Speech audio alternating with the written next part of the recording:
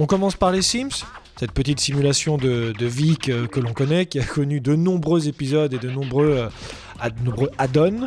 Donc on fait vivre nos Sims, on les fait grandir, on les fait se rencontrer, on décore leur maison et on en met des heures et des heures et des heures de jeu à les observer, tenter de faire ce qu'on essaye de leur faire faire. Qui n'a pas passé des heures aux Sims à tenter de faire rentrer en conversation romantique son Sims avec un autre.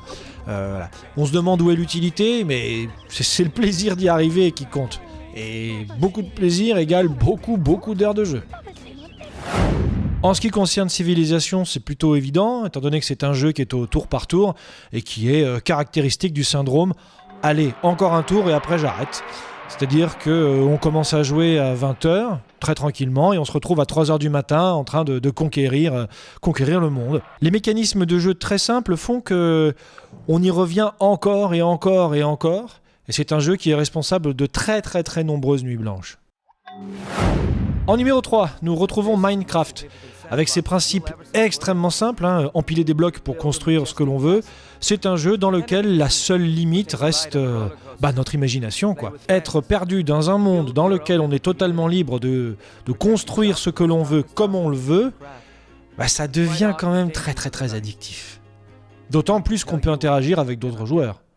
Finalement, être un démiurge n'aura jamais été aussi addictif que dans Minecraft.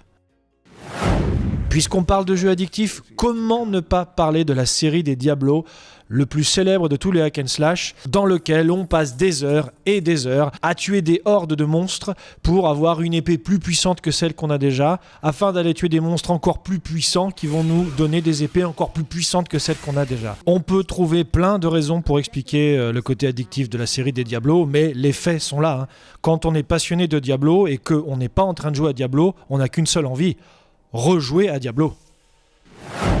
Et nous concluons en beauté sur World of Warcraft, le plus connu, le plus célèbre, le plus massif, le plus monolithique de tous les MMORPG. Tout est fait dans le jeu pour qu'on y passe autant de temps que ce que l'on veut, mais évidemment au plus on passe de temps, au plus on est récompensé, c'est normal, c'est une logique assez courante dans ce genre de jeu.